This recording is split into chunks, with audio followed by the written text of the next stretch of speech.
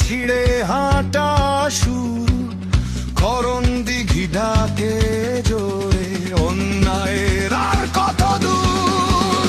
হাটের ভিড়ে চোখের আগুন, মাটির গন্ধ, কণ্ঠে ঝড়, বিরাজ উঠে সামনে আসে, ভয় কিসের, ভাঙো এই ঘোর।